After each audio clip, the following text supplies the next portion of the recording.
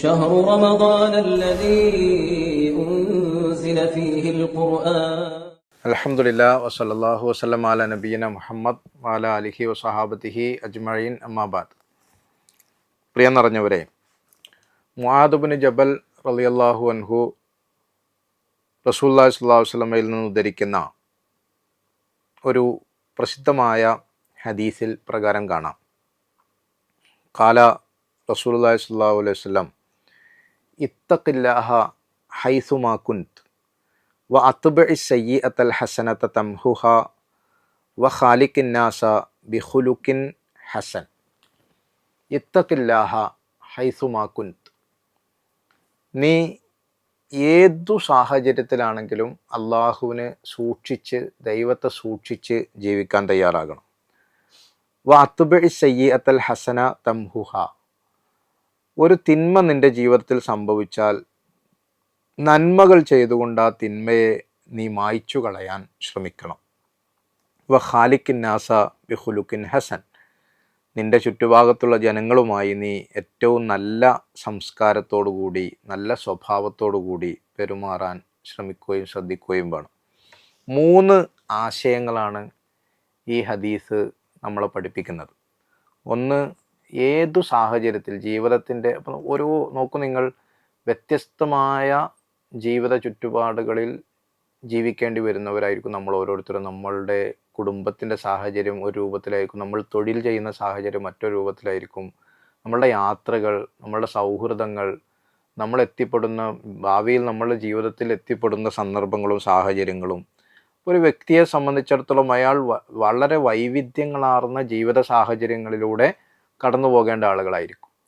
ആ വിശ്വാസിയെ സംബന്ധിച്ചിടത്തോളം ഏതു സാഹചര്യത്തിലാണെങ്കിലും ഒരു ദൈവബോധം, അള്ളാഹുവിനെ കുറിച്ചുള്ള ഒരു കൃത്യമായ ചിന്ത, അള്ളാഹു എന്നെ കണ്ടുകൊണ്ടിരിക്കുന്നുണ്ട് എന്ന ഒരു ധാരണയിലായിരിക്കണം അയാളുടെ ജീവിതത്തിൻ്റെ സകലമാന മേഖലകളിലും പെരുമാറേണ്ടത് എന്നതാണ്.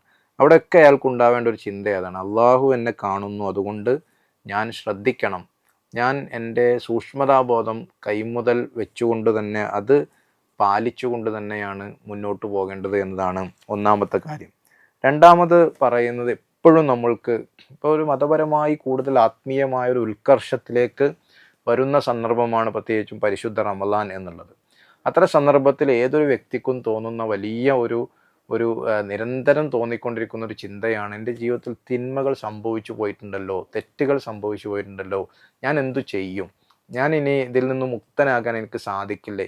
വളരെ വ്യക്തമായ നിർദ്ദേശമാണ് റസൂലുള്ളാഹി സ്വല്ലല്ലാഹു അലൈഹി വസല്ലം ഒരു വിശ്വാസിയുടെ മുമ്പിൽ വെക്കുന്നത്. തിന്മകൾ സംഭവിക്കും, മനുഷ്യൻ എന്ന നിലക്ക് സ്വാഭാവികമാണ്, അബദ്ധങ്ങൾ ഉണ്ടാകും.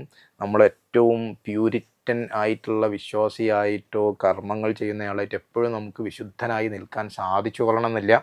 അപ്പോൾ അവിടെ തിന്മകൾ സംഭവിച്ചാൽ എന്തു ചെയ്യണം എന്നുള്ളതിൻ്റെ ഒരു മാർഗനിർദ്ദേശമാണ് വഅത്ബഇ സയ്യിഅത്തൽ ഹസന.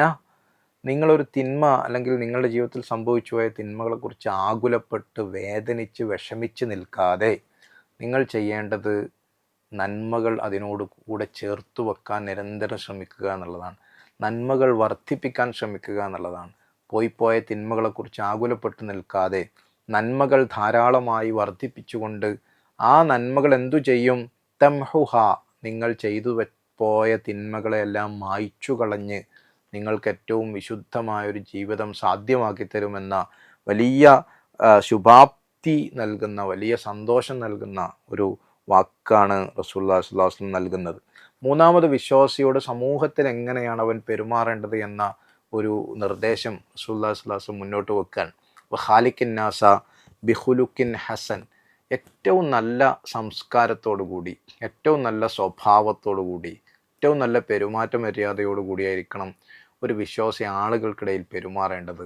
ആളുകളോട് പെരുമാറുന്നതിൽ അതൊരു വിശ്വാസത്തിൻ്റെ, അത് ദീനിൻ്റെ വലിയ ഭാഗമാണ് എന്ന് നിരന്തരം നമ്മളെ തന്നെയും നമ്മളെ ചുറ്റുഭാഗങ്ങളിലുള്ളവരെയും പഠിപ്പിക്കേണ്ട ഒരു കാര്യം തന്നെയാണ്.